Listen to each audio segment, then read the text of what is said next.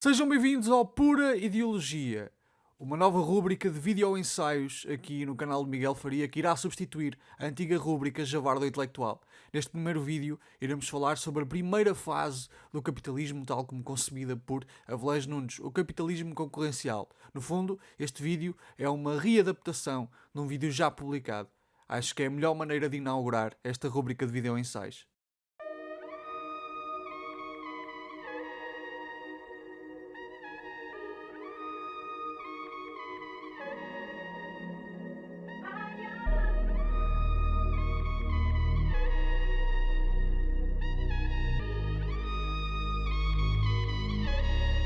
It's pure ideology.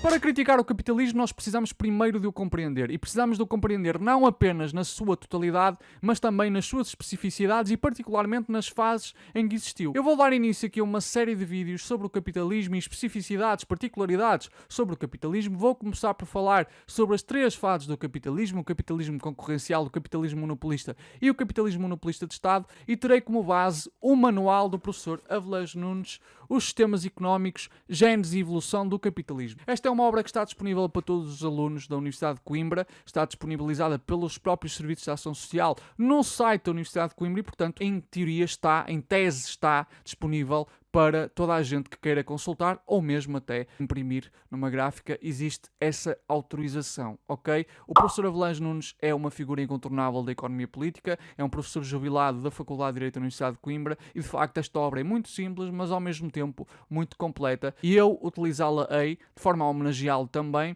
nos meus próximos vídeos, e falarei primeiro das três fases do capitalismo. Mas antes de continuar com o vídeo propriamente dito, eu gostaria de vos pedir uma coisa. O meu nome é Miguel Faria, sou mestre em Ciência Política pela Escola de Economia e Gestão da Universidade do Minho, tenho um canal de Ciência Política com viés marxista, portanto, e se vocês me querem ajudar, subscrevam o canal, metam gosto, comentem, já sabem que não tenho de comentar nada relacionado com o vídeo propriamente dito, podem apenas comentar aquilo que comeram ontem, que séries é que andam a ver, que jogos é que andam a jogar, que animes é que andam a consumir, que empreendimentos culinários é que andam a tentar na cozinha, no entanto, sem sujar, porque depois para limpar é complicado. Comentem à vossa vontade, porque isso realmente ajuda o algoritmo do YouTube a compreender que este canal tem tração e vai entregar necessariamente o meu canal a mais pessoas, está bem? Se me conseguirem ajudar nesse aspecto, ou mesmo partilhar os meus conteúdos com mais pessoas que porventura queiram ver, eu fico inteiramente agradecido. E eu até fiz uma coisa, para vocês terem uma noção. Eu até fiz um PowerPoint. Não é um PowerPoint, em boa verdade. É um Google Presentations, acho que é Google Presentations que se diz. Basicamente é a versão do Google do PowerPoint. E eu vou começar pelo capitalismo concorrencial. Portanto, os próximos 3 vídeos serão as 3 fases do capitalismo. A primeira fase é o capitalismo concorrencial, a segunda é o capitalismo monopolista, a terceira fase é o capitalismo monopolista de Estado. E eu serei o mais sintético, o mais simples possível.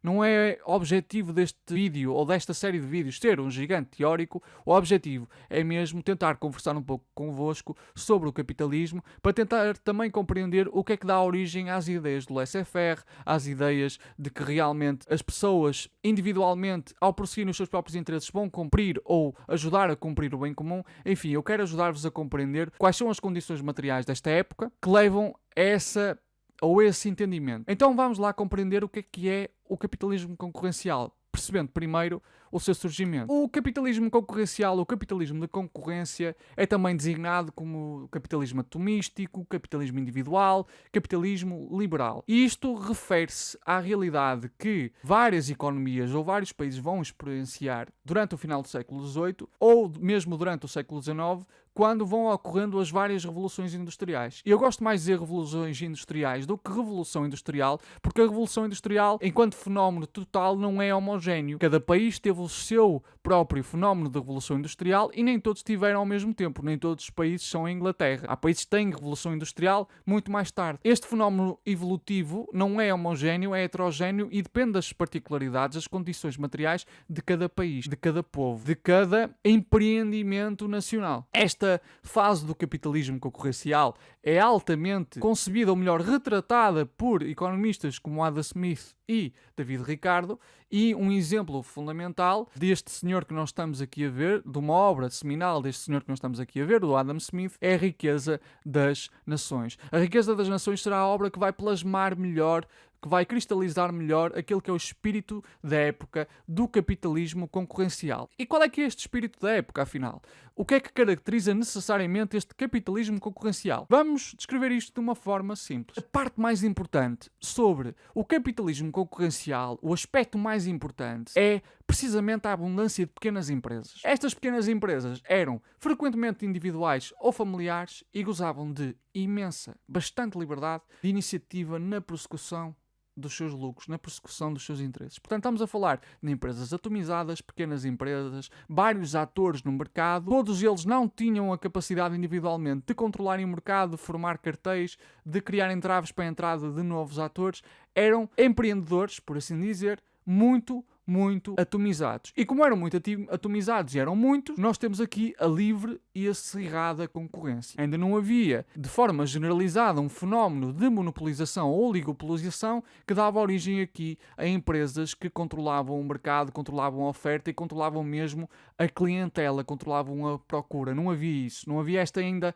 capacidade de monopolizar a procura como nós vemos hoje. Nós já vamos ver aqui esta citação, está bem? Mas guardem-na porque vai ser importante. Os bens comercializados, dada a frequência ou dada a quantidade, a abundância de atores, são relativamente homogéneos, não se verifica, portanto, aqui uma falha de mercado de que hoje se fala muito, quer em economia, quer nas aulas de Estado, de ciência política, que é a questão da falta de transparência. Às vezes o que acontece no capitalismo de hoje é que os consumidores não são titulares de toda a informação sobre o produto que estão a adquirir, nem as empresas, muitas vezes oligopolistas, são obrigadas a fazê-lo porque eles só têm a opção de comprar aquele produto e pouco mais. Nesta fase que nós estamos a viver atualmente do capitalismo, a falta de transparência é caracterizada como uma grande falha de mercado, porque os consumidores frequentemente não têm acesso a todas as informações necessárias para a aquisição dos seus produtos. Às vezes têm de comer e calar. Many companies competing with one another. Instead, what you have is simply only one, that's literally a monopoly, or a very small number. And the reason that's bad is if it's one or a very small number, they can manipulate the market. They can jack up the prices higher than what they would otherwise be because you've got nowhere else to go but that one or the few because there aren't many. This is not rocket science, friends. Numa fase em que todos os atores são relativamente pequenos e atomizados, não é tão fácil ter este monopólio de informação. O mecanismo de preços será utilizado de uma forma muito mais fidedigna para compreender quais é que são os melhores atores no mercado. Então nós estamos aqui perante uma situação em que os agentes económicos dispõem de informação muito mais abundante daquilo que são as condições do mercado. Uma vez que os pequenos atores não conseguem controlar a clientela, não conseguem ainda controlar a oferta, não conseguem também impedir a entrada de novos atores no mercado, nós estamos a viver aqui uma era de soberania do consumidor. O consumidor era soberano na medida em que os pequenos vendedores se viam forçados a produzir exatamente aquilo que este pretendia e na quantidade que pretendia. Ou seja, neste momento há uma soberania do consumidor ou uma soberania da procura sobre o controlo da oferta. Os pequenos atores viam-se obrigados aqui a produzir aquilo que o consumidor queria e nas quantidades que queria. Então, a ideia de que não é da benevolência do açougueiro, do cervejeiro e do padeiro que esperamos o nosso jantar, mas da consideração que eles têm pelos próprios interesses, faz sentido nesta época. Porquê? Porque, de facto, ao consumo dominar aquilo que efetivamente é a produção, o que vai acontecer é que o açougueiro não quer que haja, ou neste caso o dono de um talho, não quer que haja mais carne no mercado para que toda a gente possa comer. Até pode querer, mas o seu principal objetivo é o lucro. Como ele está orientado pela procura, ele vai produzir carne porque as pessoas querem carne. E isso vai contribuir para que exista carne no mercado, da mesma maneira que cerveja ou pão. E, de forma geral, o Adam Smith vai dizer que, ao atuar segundo o seu próprio interesse, cada ator no mercado vai contribuir para a eficiência social e necessariamente para o bem comum. Nesta fase em que há pequenos atores que não controlam a procura, agregada, que não conseguem cativar clientelas da mesma maneira que se cativa hoje, até com fenómenos como o marketing e assim, de facto, nós estamos mais perto desta conceção do Adam Smith, que ainda assim não era perfeita, que ainda assim era uma idealização, que ainda assim era uma romantização, mas de facto estava mais próxima daquilo que se fala do capitalismo de concorrência perfeita. Nesta fase, estávamos mais perto daquilo que era a concepção retratada por Adam Smith na Riqueza das Nações. Embora o Adam Smith também tenha feito correções, embora o Adam Smith tenha mudado bastante ao longo da sua vida a forma de pensar sobre o capitalismo, sobre aquilo que se estava a desenvolver à sua volta. Mas, de facto, nesta fase nós podemos dizer que com produtores atomizados e com mais concorrência, de facto, existe aqui uma soberania do consumidor que nos aproxima mais daquilo que é o bem comum concebido pelos liberais. E, portanto, se há poucos atores, existe muita transparência, a verdade é que o mercado é considerado um instrumento diretor da economia. Porquê? Porque o mecanismo de preços permite compreender quais é que são os melhores atores no mercado. Quanto mais atores no mercado há, maior é a oferta e, portanto, mais vai reduzindo o preço. Quanto mais oferta, mantendo-se a procura, menor é o preço. E, portanto, os melhores atores no mercado são aqueles que, para garantir a sua margem de lucro, conseguem inovar e baixar os custos de produção de forma a acompanharem a descida de preços. O mecanismo de preços, ao privilegiar aqueles que realmente conseguem reduzir os custos, vai privilegiar aqueles que são os melhores atores no mercado. Os perdedores, ao não conseguir acompanhar esta descida de preços, acabavam por sair do mercado. O mecanismo de preços, neste momento, é muito mais fidedigno para providenciar todas as informações necessárias que os agentes económicos precisam para realmente atuar de forma racional no mercado. Nesta fase, as coisas não eram tão perfeitas assim, as coisas não eram tão bonitas, isto é uma idealização, mas de facto o mercado concorrencial, ou o capitalismo concorrencial, e atenção, o capitalismo e o mercado não são a mesma coisa, mas o capitalismo que tem um mercado altamente concorrencial está muito mais próximo dos ideais daquilo que é o mercado de concorrência perfeita do que as fases subsequentes como o capitalismo monopolista e depois o capitalismo monopolista de Estado. Os atores teriam de ser necessariamente eficientes e estar constantemente a procurar inovação, o que, de um ponto de vista geral, também contribuiria para o bem comum. Então, quando os liberais dizem que o melhor capitalismo é aquele que mais concorrência tem, eles não estão errados. De facto, a melhor versão do capitalismo será aquela que tiver mais concorrência, porque as empresas concorrendo são obrigadas a estar constantemente a inovar, são obrigadas a estar constantemente a melhorar os seus produtos e mesmo a baixar os seus custos de produção, de forma a conseguirem conquistar os consumidores, porque existem muitos atores. Quanto menos competição existe, menores são os incentivos para que as empresas, de facto, inovem mais, investam mais, etc. Quanto mais monopolizado é um mercado, menos existe incentivo para uma empresa ter de conquistar o seu consumidor, ter de conquistar a sua procura. Porque, em boa verdade, a sua procura não tem opção. I was never much moved by the left-wing argument that capitalism goes from competition to monopoly. Clearly, that's part of how capitalism works. You know, we once had 50 automobile companies in the United States. We now have 2, General Motors and Ford. That's clearly a concentration. We once had many companies in the computer business. We now have a small handful here in the United States. We once had many companies making cigarettes. We have a small handful, and on and on. So clearly, there's a tendency for many companies to compete with one another and for the winners to literally eat, to absorb the losers, and that makes fewer and fewer companies, and with fewer companies, they can control the market.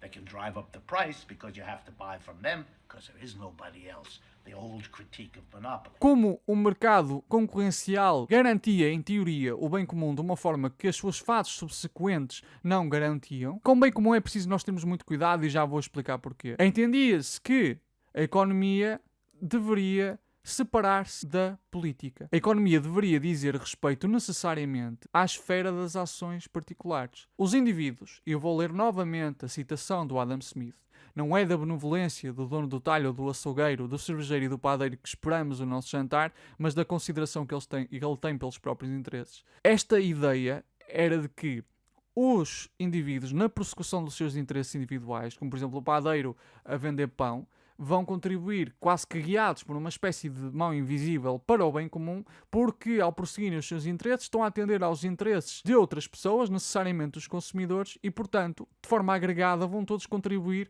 para o bem comum. Porquê? O que é o bem comum neste contexto? Vai haver carne no mercado, vai haver cerveja no mercado, vai haver pão no mercado. E não é necessariamente porque o cervejeiro, o açougueiro e o padeiro, não é porque eles tenham vontade de que isso exista no mercado, é porque eles derivam aqui benefícios próprios por terem estes itens no mercado. E, portanto, esta é a tese, fundamentalmente, de Adam Smith relativamente àquilo que é o laissez-faire. A ideia de que a economia está desvinculada da esfera da ação política é necessariamente porque se entende que o agregado das ações individuais vai dar origem ao bem comum e, assim sendo, não há necessidade de intervenção política. O Estado, portanto, deve ser mínimo na sua participação na economia, na sua regulação da economia. Mas o Estado não é verdadeiramente mínimo. O Estado é mínimo na sua intervenção, na ação daqueles que detêm a propriedade privada, na ação daqueles que são a burguesia. Compreendem? Porque depois nós vamos ver uma coisa. O Estado era considerado uma espécie de guarda noturno, devendo reduzir ao mínimo indispensável a sua atuação e também a sua tributação, tentando, obviamente, tributar de forma proporcional, na proporção das posses de cada um. É claro que a burguesia se aproveitava disto. O Estado, teoricamente, parava na porta das fábricas. A partir do momento em que estávamos perante a porta de uma fábrica, já não deveria imiscuir-se aí o direito e, portanto, o Estado, mas as coisas não eram tão simples como a não intervenção do Estado. O Estado, enquanto guarda noturno, era considerado aqui um garante da ordem social. A ordem social era o que permitiria à burguesia continuar a sua persecução de lucro. No fundo, era isto que garantia a livre iniciativa privada para continuar a sua persecução das várias atividades que visavam os seus interesses, que visavam o lucro. Para realmente garantir esta ordem social, era preciso reprimir tudo aquilo que pusesse em causa a ordem social estabelecida, tudo aquilo que pusesse em causa o status quo. E, portanto, era necessário reprimir os trabalhadores. Luta de classes, meus amigos. O Estado frequentemente legislava para ampliar a jornada de trabalho, garantindo assim as margens de lucro da burguesia, fixava o salário máximo, necessariamente para que não se ultrapassassem determinados custos de produção, e a verdade é que o salário entrava para os custos de produção, reprimia sindicatos e qualquer movimento de trabalhadores e, inclusivamente, isto aconteceu em França, em nome da liberdade individual. A burguesia fez enorme oposição à lei de 1841, que visava regular o trabalho infantil nas minas. Dizia-se que seria uma violação da liberdade dos industriais. E, portanto, esta é uma coisa curiosa. Obrigar crianças a trabalhar, crianças que não estavam na plena posse das suas capacidades de consentimento, era pugnar pela liberdade. Mas não era a liberdade de todos. Em boa verdade, era a liberdade burguesa. O direito das crianças não se deveria imiscuir na liberdade que os industriais tinham para explorar as crianças. Reparem que esta liberdade, em boa verdade, não era liberdade para toda a gente. Quando nós tínhamos operários a trabalhar às 14, 15, 16 horas em fábricas, em condições extremamente horríveis, que muitas vezes davam origem à sua morte ou a doenças de trabalho, quando nós tínhamos operários a trabalhar por salários míseros e muitas vezes, às vezes a receber em género aquilo que era o seu salário, nós não podemos dizer que estas pessoas fossem verdadeiramente livres. E, portanto, não havia liberdade para todos. Havia a concepção da liberdade para aquilo que era a classe dominante, a burguesia. A burguesia deveria ser o mais livre possível na prossecução dos seus interesses. E, portanto, o Estado mínimo era mínimo na intervenção da economia e, particularmente, na intervenção nos conflitos de interesse entre vários empresários, porque como os empresários eram atomizados, não havia aqui a necessidade de estar constantemente a gerir conflitos de interesse entre os empresários. É claro que isso depois altera-se com o capitalismo monopolista, porque de facto, com o capitalismo monopolista, vai haver um conjunto de atores principais e hegemónicos que já podem controlar o mercado, e não só controlar o mercado, mas também controlar o poder político. É claro que o Estado também, na própria empresa colonial, de forma a garantir a expansão da indústria em terras que não fossem a da metrópole, tinha cada vez mais uma intervenção. O imperialismo de facto existiu. O Estado também aplicava medidas para proteger a sua própria indústria perante indústrias estrangeiras, e muitas vezes o que acontecia era que a metrópole impunha às colónias o livre-cambismo, enquanto internamente praticava medidas protecionistas. Este é o caso, por exemplo, da Inglaterra, com, na altura, a Índia colonizada. Estas são as características do capitalismo concorrencial. E o capitalismo concorrencial, embora já tenham surgido monopólios mais ou menos de forma mais generalizada a partir da década de 1860, o capitalismo concorrencial vai enfrentar um desafio enorme que vai ser considerado aqui o advento do capitalismo monopolista em 1873. A crise de 1873 é considerada a longa depressão, porque na altura até se chamava a Grande Depressão, mas como houve a Grande Depressão no século a seguir, passou-se a chamar a crise de 1873 a Longa Depressão. Este período da Longa Depressão é complexo, eu não sou economista, eu estudei isto e estou ainda a estudar isto, ok? Mas o que eu posso dizer sobre isto é que um dos elementos fundamentais da crise de 1873 foi a falência do banco americano, o grande banco americano, Jay Cooke & Company. Para vocês terem uma noção, o Jay Cooke & Company foi responsável por financiar os esforços de guerra na Guerra Civil Americana e depois também os esforços de reconstrução no pós-Guerra Civil. O banco Jay Cooke & Company foi particularmente responsável por financiar a construção de uma rede ferroviária nos Estados Unidos. Não obstante, nós chegamos a um ponto em que, estando o Jay Cooke & Company dependente da emissão de títulos de dívida ferroviária, deixa de ter investidores interessados na compra desses títulos. Isto vai dar necessariamente origem aqui a uma falência do Jay Cooke & Company que se manifesta por um período ou por um dia especificamente em que o Jay Cooke & Company suspende os depósitos, basicamente. E isto dá origem, obviamente, aqui a uma corrida a outros bancos também, que vai levar a um efeito de catadupa. Os bancos estão descapitalizados porque, em boa verdade, as pessoas vão lá todas levantar o seu dinheiro. Os bancos descapitalizados vão prejudicar as empresas pequenas que estão dependentes de capital e, particularmente, as empresas ferroviárias que estão dependentes desse crédito que têm com os bancos e, particularmente, as pequenas empresas que se veem endividadas vão acabar por falir. Algumas razões para a emergência aqui da crise de 1873 são obviamente a especulação financeira, particularmente esta questão da emissão de